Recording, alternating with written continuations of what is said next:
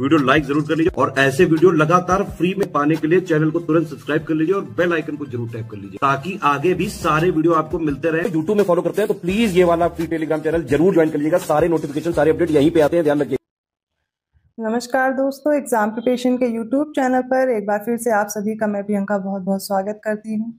RO री exam के लिए हम लोग टेस्ट सीरीज सॉल्व कर रहे हैं जो कि डेली रात को 9 बजे आ रही है। उसी को फोकस करते हुए हम लोग आगे की क्लास कंटिन्यू कर रहे हैं। अगर आप न्यू हैं इस चैनल पर, ये क्लास डेली आप रात को 9 बजे देख सकते हैं, जिसमें आरओ का री एग्ज़ाम हो या यूपी पीसीएस हो, आप दोनों को टारगेट करते हुए यहाँ पर क्लास कर सकते हैं। ये आपको जो टेस्ट सीरीज दी जा रही है, अलग अलग मॉक टेस्ट हैं और उनसे जो इंपॉर्टेंट क्वेश्चन हैं वो मैं लेकर के करवा रही हूँ। तो मतलब आप इसमें सीरियल देख रहे होंगे कि बिल्कुल एग्जैक्ट सीरियल नहीं चल रहा होगा। 100 to 150 क्वेश्चन में लेकर के चलती हूँ और उसमें भी जो आपके क्वेश्चन नहीं आ सकते हैं वो मैं इनको स्किप कर देती हूँ, लेकिन जो मोस्ट इंपॉर्टेंट क्वेश्चन है वो मैंने रखे हुए हैं।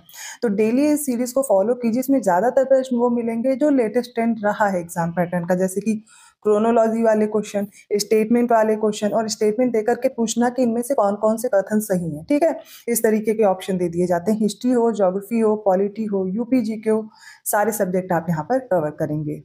तो ध्यान से इस क्लास को देखिए। इसके साथ साथ आप टेस्ट सीरीज ज्वाइन करना चाहते हैं या पेड क्विज लेना चाहते हैं, कंप्लीट क्रैश कोर्स पाना चाहते हैं, इसके लिए आप स्टडी फॉर सिविल सर्विसेज का कोर्स ज्वाइन कर सकते हैं। ये पेड ग्रुप के लिए आपको नंबर्स प्रोवाइड किए गए हैं। व्हाट्सएप मैसेज के थ्रू या कॉल करके आप जानकारी ले सकते हैं।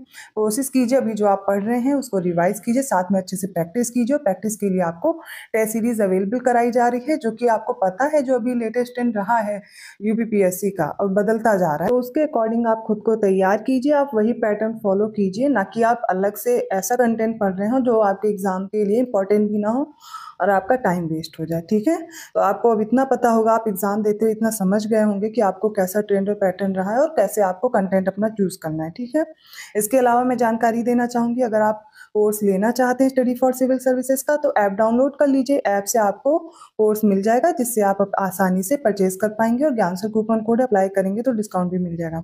जरूरी नहीं है आप कोर्स ही परचेज कर रहे हैं तभी आप तैयारी कर सकते हैं।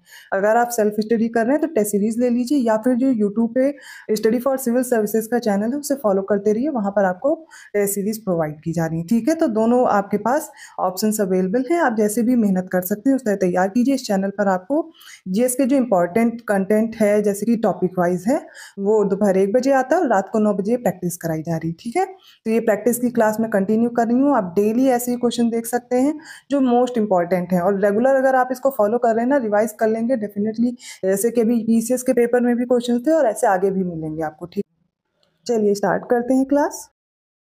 92nd क्वेश्चन देखिए, जीवन चक्र के आधार पर सब्जियों का सही वर्गीकरण हमें चुनना है on the basis of life cycle. एक वर्षीय फसल, द्विवर्षीय फसल और बहुवर्षीय फसल दी गई है। सबसे पहले देखिए एनुअल क्रॉप्स में भिंडी है, टमाटर है और लोबिया दी गई है। द्विवर्षीय या बाइनियल जो क्रॉप्स है उसमें pointed gourd, garlic, turmeric, sweet potato है मतलब परवल, लहसुन, हल्दी और शकरकंद है। बहुवर्षीय या फिर इसे पेरेनियल क्रॉप्स बोलते हैं, इसमें फूल गोभी, प्याज, मूली, गाजर और पत्ता गोभी दिया गया है। बताना हमें इन ऑप्शंस में से कौन सा करेक्ट होगा। सबसे पहले बात करते हैं एनुअल क्रॉप्स की, तो इसमें कौन सी आ जाएंगी, भिंडी, टमाटर, लोबिया, करेक्ट है। ओके, द्विवर्षीय फसल मतलब कि 2 साल में जो होती है उसमें फूल गोभी है, प्याज है, मूली है, गाजर है और पत्ता गोभी है। जबकि बहुवर्षीय में परवल, लहसुन, हल्दी और शकरकंद आएगा। यहाँ पर राइट आंसर आपका ऑप्शन ए है। 93rd क्वेश्चन है, सही विकल्प चुनना है। हमें कुछ रिवॉल्यूशन दी गई हैं जैसे कि पिंक रिवॉल्यूशन झींगा मछली के उत्पादन से, रजत क्रांति जिसे सिल्वर रिवॉल्यूशन बोलते हैं अंडा उत्पादन से, लाल क्रांति टमाटर उत्पादन और पीली क्रांति आलू उत्पादन से संबंधित है। देखिए इसका सही उत्तर क्या होगा, तो पिंक रिवॉल्यूशन इसमें झींगा मछली उत्पादन आएगा, फिर सिल्वर रिवॉल्यूशन ये अंडा उत्पादन से है, लाल क्रांति या रेड रिवॉल्यूशन टमेटो प्रोडक्शन से है, जबकि जो पीली क्रांति है वो किससे हो जाएगी, तिलहन। ठीक है, जो ऑयल सीड प्रोडक्शन होता है उससे, ना कि आलू का। तो आलू का प्रोडक्शन किस में आएगा, तो वो हो जाएगा राउंड रिवॉल्यूशन या फिर गोल क्रांति। सही उत्तर क्या होगा यहाँ पर, ऑप्शन बी। 94th क्वेश्चन देखिए, करेक्टली मैच करना है हमें। जैसे प्याज में जो लाल रंग है वो किसकी वजह से है, तो एंथोसाइनिन दिया गया है। टमाटर में लाल रंग कैरोटीन की वजह से, गाजर में लाइकोपीन और हल्दी में पीला रंग कर्क्यूमिन की वजह से होता है। अब बताना है कौन से पिगमेंट हमें करेक्ट दिए गए हैं। प्याज में जो रेड कलर है वो कैसे होगा, एंथोसाइनिन की वजह से, करेक्ट है। टमाटर का जो रेड रंग है वो क्या है, लाइकोपीन की वजह से। और गाजर में क्या हो जाएगा, कैरोटीन हो जाएगा। हल्दी में जो येलो कलर है वो कर्क्यूमिन की वजह से है। यहाँ पर जो करेक्ट आंसर हम चूज करेंगे ऑप्शन बी है। ये क्वेश्चन इंपॉर्टेंट है, जो अभी आप लोग सॉल्व कर रहे हैं, ये आर के लिए बहुत ही इंपॉर्टेंट है, तो ऐसे क्वेश्चंस करते रहिए। 95वां क्वेश्चन देखिए, संयुक्त राष्ट्र द्वारा घोषित वर्षों के संबंध में हमें सही विकल्प चुनना है। तो किस ईयर को कौन सा ईयर घोषित किया गया हमें बताना है। जैसे 2004 को चावल का अंतर्राष्ट्रीय वर्ष, 2008 हो गया आलू का अंतर्राष्ट्रीय वर्ष, 2010 है जैव विविधता वर्ष और 2011 है अंतर्राष्ट्रीय वन वर्ष।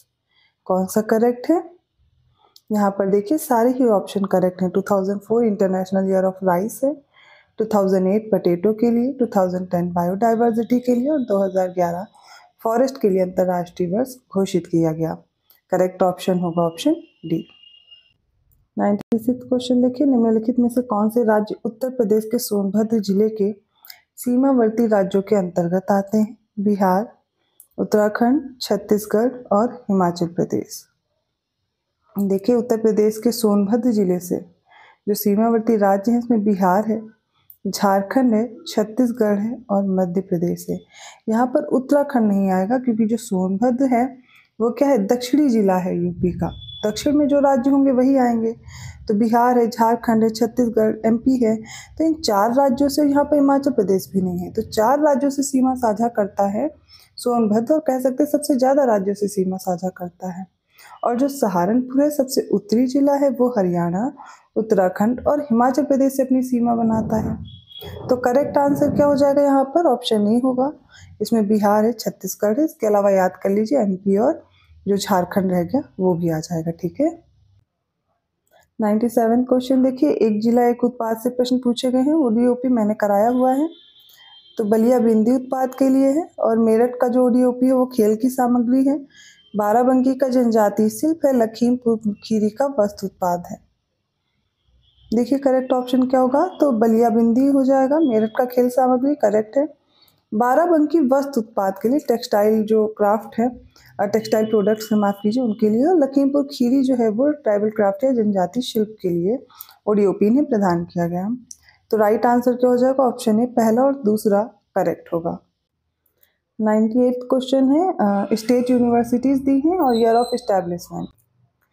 अब इनको अगर देखेंगे तो इसमें कौन कौन से, वीर बहादुर सिंह पूर्वांचल विश्वविद्यालय है, छत्रपति साहू जी महाराज विश्वविद्यालय है, डॉक्टर भीमराव अम्बेडकर यूनिवर्सिटी है और डॉक्टर राम मनोहर लोहिया अवध विश्वविद्यालय है। इनको मैच करेंगे। चलिए देखते हैं राइट आंसर क्या होगा। सबसे पहले बात करते हैं वीर बहादुर सिंह पूर्वांचल विश्वविद्यालय कहाँ पर है, जौनपुर में है और ये 1987 में स्टैब्लिश हुआ। नेक्स्ट है छत्रपति साहू जी महाराज विश्वविद्यालय, ये कहाँ है, कानपुर में है। कब स्थापित हुआ, 1965 में। डॉक्टर भीमराव अंबेडकर विश्वविद्यालय आगरा में है, 1927 में इसका इस्टेब्लिशमेंट हुआ। और डॉक्टर राम मनोहर लोहिया या अवध विश्वविद्यालय ये 1975 में इस्टेब्लिश हुआ और कहाँ है, अयोध्या में है। करेक्ट आंसर देखेंगे क्या हो जाएगा यहाँ पर, ऑप्शन बी होगा। 1 का ए है, 2 का बी, 3 का सी और 4 का डी है। 99वां क्वेश्चन देखिए, निम्नलिखित संगीत या सांस्कृतिक संस्थानों और स्थापना वर्ष से संबंधित सही विकल्प का चयन करना है। पहला है भारतीय कला भवन, 1920 इसकी स्थापना हुई। उत्तर प्रदेश फिल्म निगम की स्थापना 1958 में।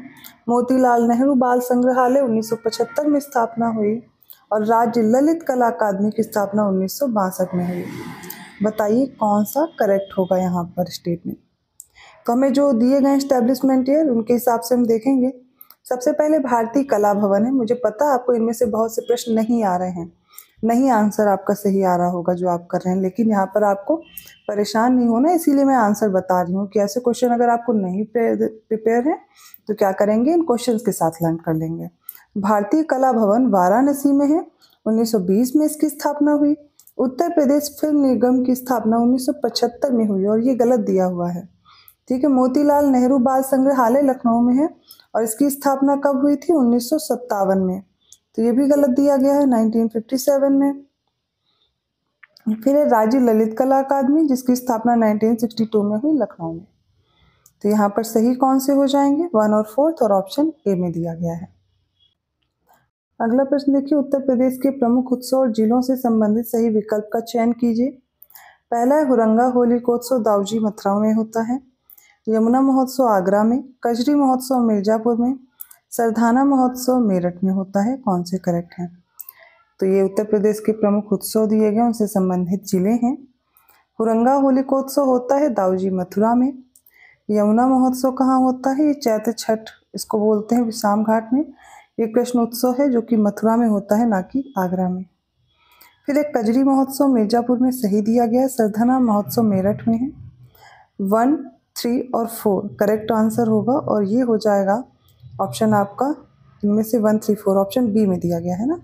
राइट आंसर ऑप्शन बी है।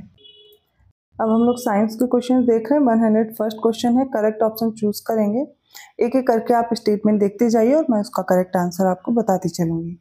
तो ब्रैग स्पेक्ट्रम मीटर का जो उपयोग है वो एक्स किरणों की तरंग दैर्ध्य मापने के लिए करते हैं। करेक्ट है। पायरेलियोमीटर का उपयोग पौधों के ताप को मापने के लिए करते हैं। ठीक है, पायरेलियोमीटर का जो उपयोग है वो किसके लिए करते हैं?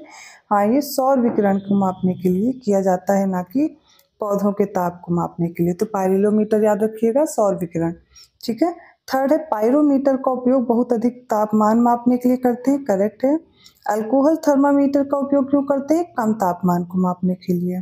राइट आंसर क्या होगा? Option C 1, 3 and 4 are correct. 102nd question है, निम्नलिखित कथनों पर विचार करें। पहला है, जब शुद्ध पानी में डिटर्जेंट मिलाया जाता है तो पानी का जो पृष्ठ तनाव है वो बढ़ जाता है। सेकंड है, यदि हवा का तापमान बढ़ता है तो इसकी जलवाष्प को अवशोषित करने की क्षमता बढ़ जाती है। थर्ड है, जब कोई पिंड काला और खुरदुरा होता है तो वह सबसे अधिक गर्मी अवशोषित करता है। फोर्थ है, कड़ाके की सर्दी में ठंडे देशों में पानी की पाइपें फट जाती हैं क्योंकि पानी जमने पर क्या होता है? फैलता है। देखिए कौन कौन से स्टेटमेंट करेक्ट हैं। तो पहला है, जब शुद्ध पानी में डिटर्जेंट मिलाएंगे तो क्या होगा? जो उसका पृष्ठ तनाव है, वो सरफेस टेंशन क्या है, वो कम होगा, ना कि बढ़ेगा। तो पहला स्टेटमेंट गलत है। बाकी तीनों स्टेटमेंट करेक्ट है, इनको आप तैयार कर सकते हैं। राइट आंसर क्या होगा? ऑप्शन सी।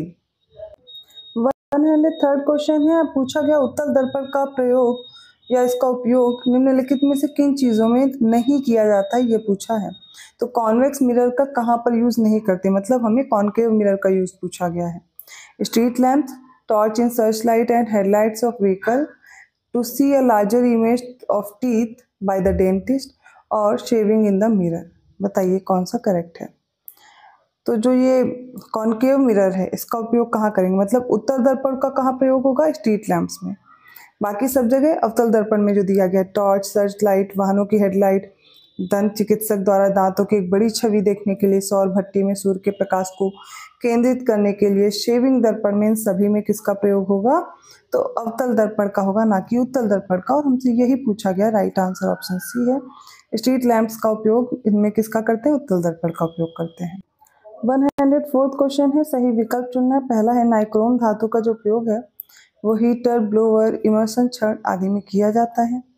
सेकंड है, टंगस्टन धातु का उपयोग विद्युत बल्बों में होता है। थर्ड है, हेलोजन लाइट में टंगस्टन और सोडियम मिश्र धातु का उपयोग होता है। फोर्थ है, CFL लाइट में पारा और फॉस्फर इनका उपयोग करते हैं। देखिए इसका राइट आंसर क्या होगा? ऑप्शन डी, मतलब सारे स्टेटमेंट करेक्ट हैं। 105th क्वेश्चन है, विद्युत चुंबकीय स्पेक्ट्रम में शामिल विभिन्न विकिरणों का तरंग दैर्ध्य का अवरोही क्रम में व्यवस्थित करना है। तो रेडियो तरंगे अव्यक्त विकिरण है, पराबैंगनी विकिरण है और एक्स रेज है। ठीक, तो इसमें हमें वेवलेंथ के अकॉर्डिंग इन इलेक्ट्रोमैग्नेटिक स्पेक्ट्रम को अरेंज करना है। Radio waves, infrared radiation, ultraviolet radiation और एक्स रेज है। तो इसमें सबसे पहले रेडियो वेव्स आती हैं। ठीक है, देन माइक्रोवेव। तो सबसे पहले क्या हो जाएंगे इसमें? ऑप्शन आपका करेक्ट है ए, पहला इसमें दिया गया है रेडियो वेव्स, माइक्रोवेव, फिर इंफ्रारेड वेव्स आती हैं, मतलब अव्यक्त किरणें, फिर दृश्य प्रकाश आता है, पराबैंगनी विकिरण आता है उसके बाद, फिर एक्स रेज है, उसके बाद गामा रेज है। राइट आंसर यहाँ पर ऑप्शन ए है।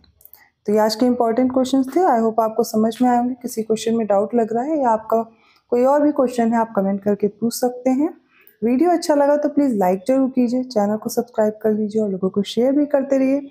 ऐसे ही इंपॉर्टेंट क्वेश्चंस के साथ मैं मिलती हूँ नेक्स्ट वीडियो में। तब तक के लिए धन्यवाद। पेड कोर्स में इंटरेस्टेड है तो स्टडी फॉर सिविल सर्विसेज के कोर्स ज्वाइन कर सकते हैं। मैंने डिटेल्स आपको वीडियो की स्टार्टिंग में ही बताई हुई है। और जिन्होंने भी अभी यूपीपीसीएस 2025 का फॉर्म नहीं फिल किया है, कर दीजिए अगर आप तैयारी कर रहे हैं, और फॉर्म अच्छे से फिल करके तैयारी भी शुरू कर दीजिए। मैं मिलती हूँ अगली क्लास में ऐसे ही क्वेश्चंस के साथ। तब तक के लिए धन्यवाद।